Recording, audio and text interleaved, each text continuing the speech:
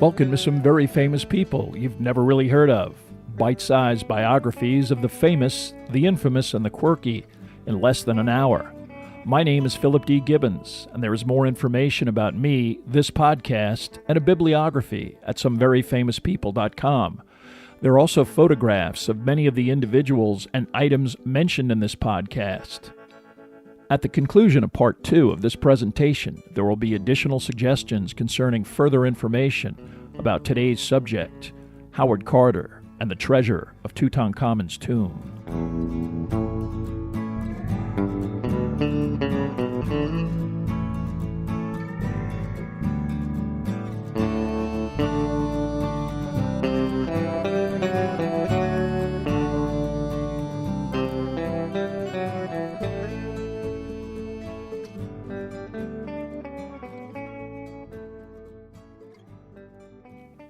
Now let's continue with our story about Howard Carter. News of the spectacular discovery spread first throughout Egypt, as well as national apprehension that the tomb's treasure would be relocated internationally. To demonstrate his sincerity and desire to work cooperatively with Egyptian officials, Carter agreed to an official reopening of the antechamber on November 29, 1922. Among the guests were Lord Allenby, the Egyptian High Commissioner, various Egyptian officials, and a journalist of the London Times. But Carter deliberately omitted Pierre Lecoux, Maspero's replacement as the Egyptian head of antiquities. The two men already had a tense relationship over various aspects of Carnarvon's concession, most notably Lecoux's insistence that any intact tomb's contents belonged exclusively to the Egyptian Antiquities Department. Already having installed a massive steel gate bound with padlock chains, Carter then left the sealed tomb bound for Cairo. By now the world press, galvanized by the story, had transformed him and Carnarvon into global celebrities.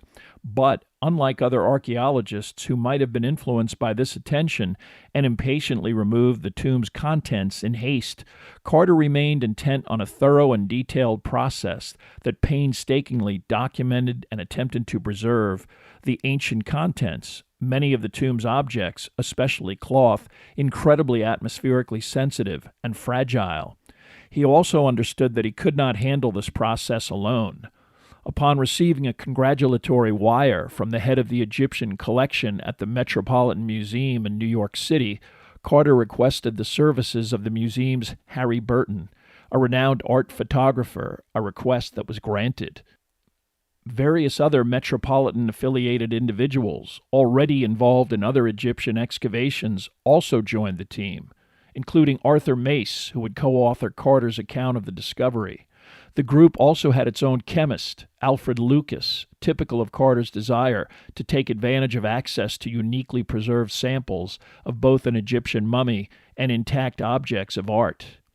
Carter's first efforts were focused on photographing and cataloging the contents of the antechamber. He established a process by which Burton photographed objects where they were discovered. Subsequently, numbered white cards were placed next to the same items and photographed again. The items were then removed to a temporary studio in another tomb, where they were examined, chemically treated by Lucas, and then additionally photographed by Burton, utilizing the glass plate negative technology of the 20s. Two members of the Metropolitan team, architects by trade, were also developing a floor plan which also documented the exact location of the contents of the tomb. The objects were then painstakingly wrapped in cotton and calico cloth, placed in crates, and pushed by hand on Carter's previously developed makeshift railway to the Nile River and a barge destined for Cairo and the Egyptian Museum of Antiquities. All of this was accomplished in 7 weeks, despite the extreme conditions of the Egyptian desert, constant pestering by the world press, and a bevy of tourists who flocked to the scene to get a glimpse of this remarkable process. Simultaneously, Lord Carnarvon initiated an unfortunate negotiation that alienated not only the Egyptian government, but the local population as well. Egypt in the 20s was still a British colony. But a fervent nationalist movement was already extant, and Tutankhamun's tomb was only one of the many politically sensitive issues when Carnarvon agreed in January of 1923 to grant exclusive journalistic rights to the Times of London for information and access to the tomb itself.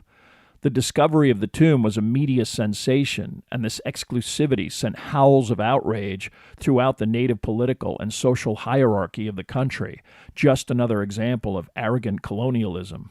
That many of the Egyptian archaeological establishment, including the head of the Antiquities Commission, were French, added to the animosity towards Carter and Carnarvon. The inevitable confrontation between Pierre Lecoq and Carter occurred when it was proclaimed that as the tomb was discovered intact, all of its contents were the property of the Antiquities Service, and that the holders of the concession were entitled to nothing. This may have explained why Carter kept emphasizing that the tomb had been robbed, and that the antechamber especially contained broken items and signs that smaller objects were previously stolen. A tomb that was not, quote, intact, unquote, would allow the concession holders to retain a percentage of any contents, just as Carter and Carnarvon were mulling over the possibility of taking legal action. Another calamity overtook the excavation. The Lord's health was not particularly good to begin with. That was the reason he initially got involved with Egyptology. But after heading to the resort town of Aswan, he supposedly, while shaving, lanced a mosquito bite on his cheek, which became infected. That led to pneumonia, which deteriorated until Carnarvon was relocated to Cairo, where he died on April 5, 1923. The world press, which was already intensely covering any scrap of news related to Tutankhamun's tomb, went absolutely wild with proclamations of a curse that King Tut would visit upon anyone who disturbed his remains. Such an admonition supposedly appeared on the plaster door of the tomb, a completely fatuous urban legend that persists to this day. Even health experts theorized that the tomb contained toxins that might have killed the Lord, but this was a man who was already losing his teeth in the last months of his life. Most likely he was already suffering from some undiagnosed chronic illness before he ever set foot in the tomb. Nevertheless, Carnarvon's death deprived Carter of both the political clout and diplomatic personality of his partner. Now it was merely Howard Carter, with his stubborn outlook and unpleasant demeanor, to navigate the tricky waters of high-profile excavation in a foreign and hostile environment. Carter did attempt to patch things up with an official discovery of the burial chamber on February 16, 1923. This event, which involved opening the sealed sarcophagus of the pharaoh, included Pierre Lecoq and various other Egyptian officials, but it also included only one member of the press, from the Times of London, which did little to diffuse the rampant hostility. After Carnarvon's death and the onset of summer, Carter returned to England to persuade Lady Carnarvon to renew the official concession to continue excavation. The Times exclusive was also renewed, and when demands from both Egyptian nationalists and the world media to end this monopoly intensified, Carter responded with what he thought was the nifty gambit of making the Times correspondent an official member of the team. Obviously, this appointment would perpetuate unique access to immediate information. Calls to allow personal briefings by Carter to at least the Egyptian press were ignored. At the center of this imbroglio, Carter continued his meticulous removal of objects from the tomb, his major focus on the engineering required to actually lift the immensely heavy sarcophagus and its remarkable contents out of the burial chamber. But in early 1924, Carter's imperious outlook collided directly with political reality. In February, the actual lid covering the sarcophagus was opened, a complicated process. For the first time, after the removal of a shroud, the outer 7-foot-long golden coffin of Tutankhamun was revealed.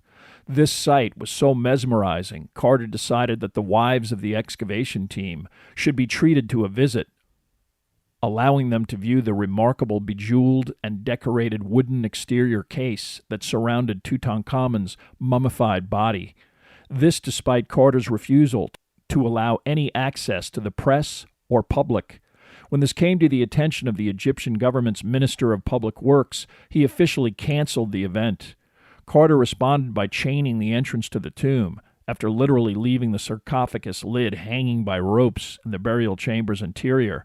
He then posted the following message in the lobby of Luxor's most prestigious hotel, the Winter Palace. Quote, owing to the impossible restrictions and discourtesies of the Egyptian Public Works Department and its Antiquities Service, all my collaborators, as a protest, have refused to work any further upon their scientific investigations in the tomb. Unquote. This angry response was actually a very bad idea. The Egyptian government and Lacau officially canceled the concession and declared that they would excavate the tomb themselves. Carter left Egypt and assembled a speaking tour, crisscrossing the United States through the spring and summer of 1924.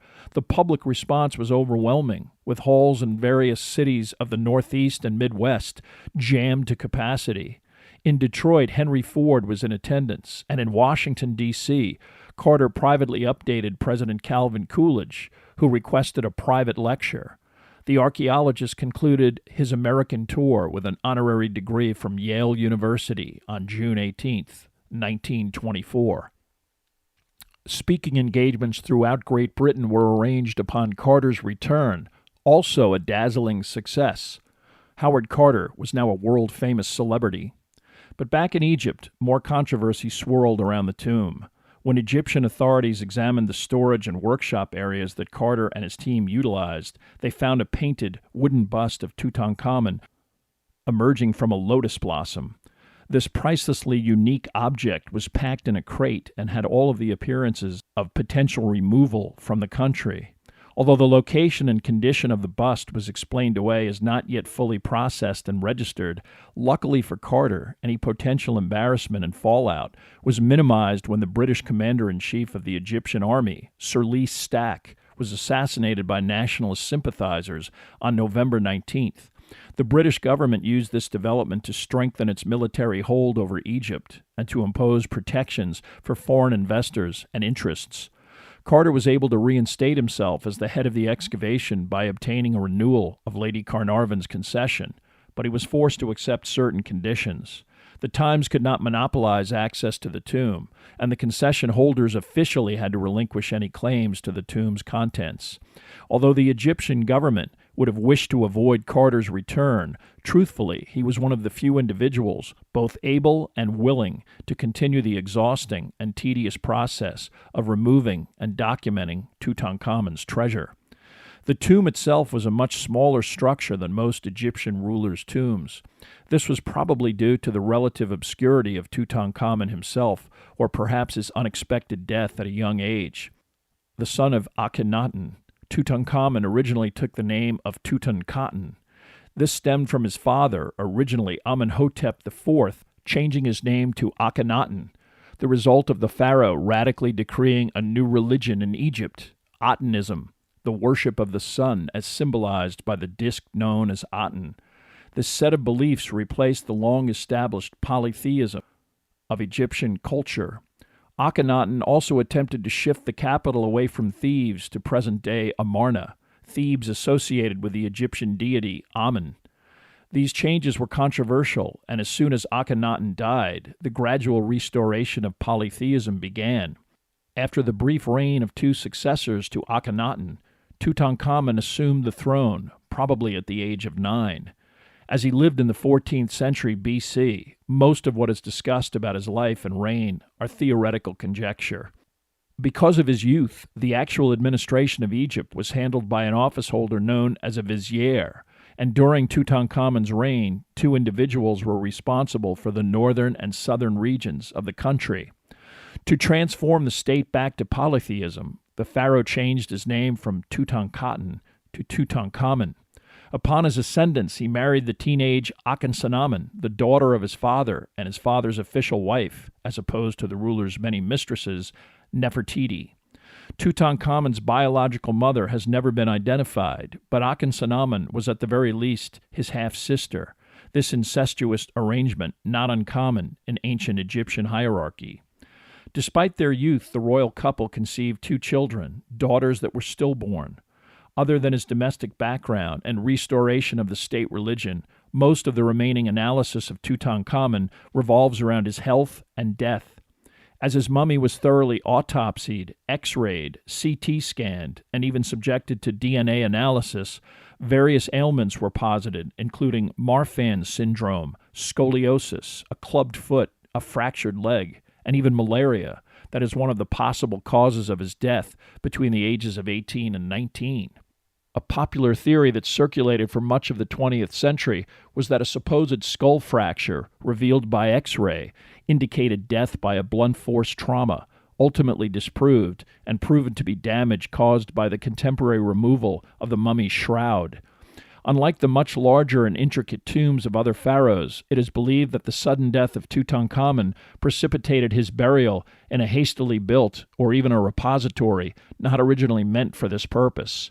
The individuals responsible constrained by a religious and spiritual time limitation. After his death, his wife retains a brief high profile as the possible wife of his successor before her subsequent complete disappearance from any recorded history, her fate unknown. Although his legacy was virtually non-existent, and the contents of his tomb were modest in comparison to other more illustrious pharaohs, Tutankhamun's sarcophagus alone was potentially the most remarkable find in the history of archaeology. This was probably what motivated Carter to grudgingly accept more onerous conditions to continue his excavation. In 1925, he returned to Egypt, an unfinished business. Most prominent was Tutankhamun's sarcophagus, its lid already opened by a complicated pulley device. Underneath this immensely heavy object was a 7-foot-long gilded coffin case, its upper portion featuring a likeness of the face of Tutankhamun, his arms crossed over his torso, one hand holding a crooked scepter, the other a flail, symbolic ornaments of Egyptian pharaohs. Luckily, this outer shell had handles on the upper portion, which allowed for simple lifting and removal. Underneath was a second coffin, similar to the first, but inlaid with ceramics and semi-precious stones that emphasized the facial features and especially the eyes of the pharaoh. But both of these outermost coffins were made primarily from wood. After Carter determined how to separate the second coffin from the third and last coffin shell, he was confronted by an object similar in design to the first two, but constructed entirely of gold.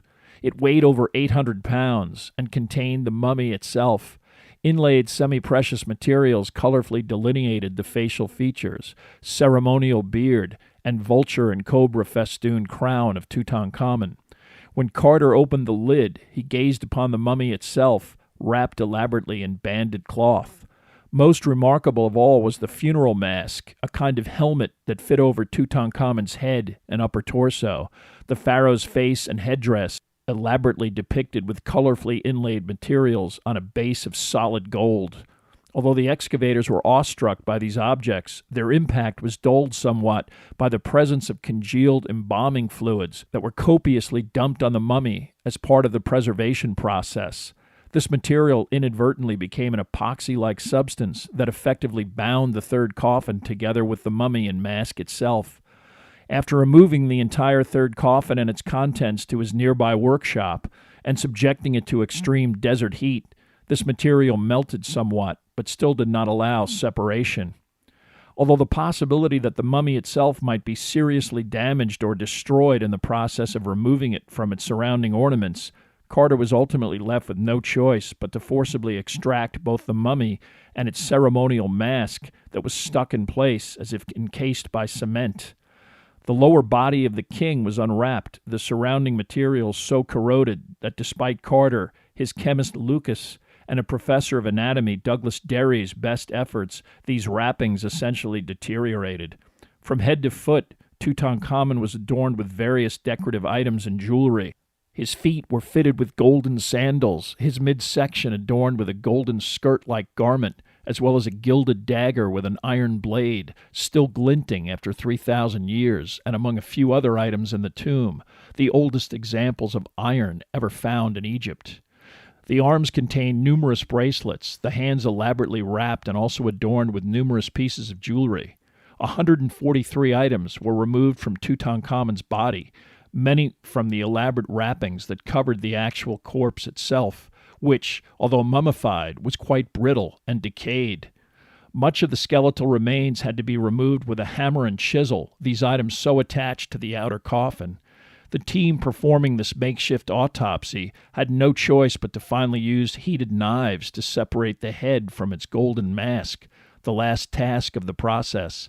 Derry's examination indicated that the pharaoh could not have been older than 18. The funeral mask was still stubbornly attached to the third outer coffin. Carter subjected the surfaces of both to extremely hot heat lamps until the anointing fluid started to melt to a molasses-like consistency. Finally, the mask was separated, but this process was so hot that the blue glass-like inlay surrounding the face fell off and had to be reattached. Eventually, Carter rearranged the pieces of Tutankhamun's body, wrapped them in cloth, put them back into the outermost third coffin, and returned this to the tomb's sarcophagus. Instead of the original lid, Carter installed a sheet of glass, allowing visibility of the interior and the coffin itself. From the burial chamber, Carter moved on to the third of the 4 rooms of Tutankhamun's tomb. This he called the treasury, which also contained many objects designed for use by the pharaoh in the afterlife. Numerous model boats, miniature statues of various Egyptian gods, 2 chariots, and numerous large adorned boxes containing jewelry were crammed into the small space. Among the most extraordinary items in this room was a large dog-shaped rendition of the Egyptian god Anubis, sometimes depicted as a man with a jackal-shaped head. In this case, the statue of Anubis is a completely canine-shaped representation of the god, seated on its stomach on a pedestal, painted black with golden highlights. Another large golden box-shaped shrine contained tiny miniatures of Tutankhamun's much larger coffins. These miniatures contained the pharaoh's preserved internal organs. In a nearby inlaid box, also preserved, were 2 more miniature coffins which contained 2 fetuses of stillborn female infants. Genetic testing eventually proved that these 2 fetuses were the unborn daughters of Tutankhamun, who died childless, putting an end to the Egyptian 18th dynasty. Carter tackled the last of the 4 rooms known as the Annex in November of 1927. Perhaps by design, perhaps because it was vandalized by grave robbers, this room was the most cluttered and disorganized of the 4. It also had a ceiling that was 3 feet lower than the antechamber. Most of the objects deposited here seemed to be symbolically for daily use in the afterlife, like vessels with wine residue, fruit baskets, and weapons. They also were jammed into the space without much of an overall theme. It took Carter a year to remove and catalog these items. Afterwards, he turned his attention back to the antechamber, which took 3 years to completely clear. It was not until February of 1932, 10 years after the tomb's discovery, that the methodical and painstaking process of emptying Tutankhamun's tomb was officially concluded. For Howard Carter, the discovery of the tomb and its decade-long aftermath was the transcendent accomplishment of his life. Utterly exhausted by both the laborious excavation and contentious relationship with Egyptian officials, Carter never pursued another archaeological venture. While he did compose a brief account of the discovery, he was unable to complete the definitive scholarly analysis of Tutankhamun, his tomb, and its contents. Spending his summers in London and his winters at his home in Thebes, Carter's sexuality, like many famous British historical figures, was the topic of speculation. Despite rumors of both an affair with Carnarvon's daughter Evelyn and homosexuality, Carter never married, had no children, and his few close associates described him as a loner who never developed any intimate relationships. While in Thebes, he spent most of his time hanging around the Winter Palace Hotel, more than happy to discuss Tutankhamun's excavation with both visitors and journalists alike. As the Tutankhamun phenomena waned, Carter practically disappeared from public view. He died of Hodgkin's disease in London on March 2, 1939. Howard Carter officially removed 5,398 individual items from Tutankhamun's tomb. These items are on display or stored at the Egyptian Museum in Cairo. Today, both his detailed note cards concerning these objects and the original negative plates of photographs taken by Harry Burton reside at the Griffith Institute of Egyptology at Oxford. Many of the photographs are accessible via the internet. Harry Burton was also one of the two executors of Carter's estate, which contained little cash, but at least 18 items that Burton identified in Carter's antiquities collection that could have only come from Tutankhamun's tomb. Burton discreetly presented these to either Egyptian antiquities officials or the Metropolitan Museum, which eventually repatriated the items.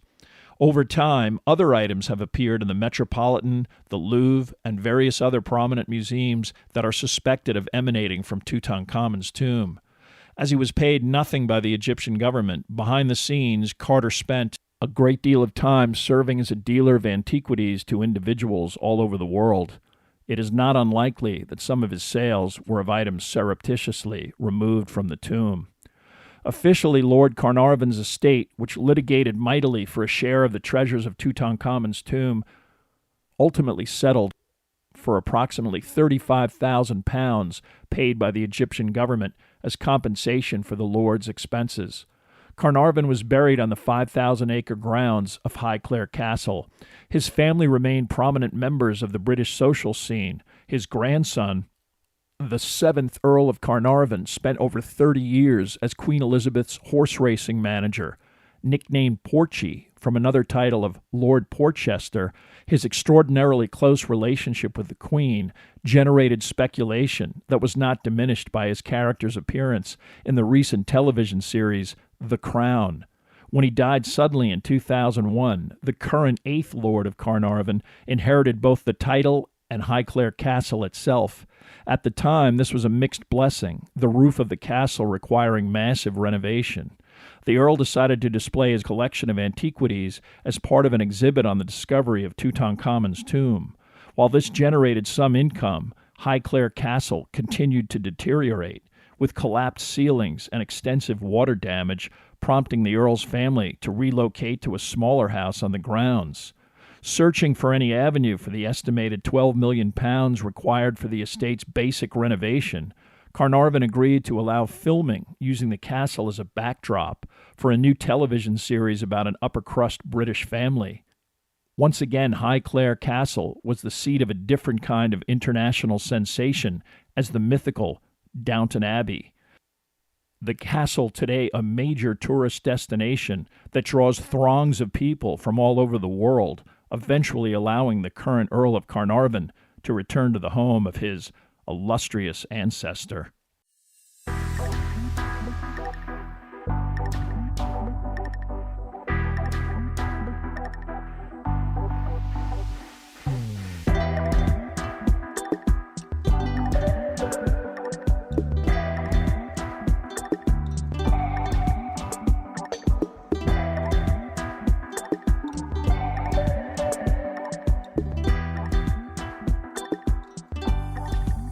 Thank you for listening to part 2 of this podcast about Howard Carter. Much of the information for this podcast came from the books The Discovery of the Tomb of Tutankhamun by Howard Carter and A.C. Mace, The Shadow King by Joe Marchant, and The Complete Tutankhamun by Nicholas Reeves. There are also additional photographs, bibliographical and musical information at someveryfamouspeople.com. If you have enjoyed this presentation, please like us at our Facebook page, Some Very Famous People, and follow us on Twitter at Philip D. Gibbons. Also rate us on iTunes, and if you have the time, leave a brief review. A link is provided at the website.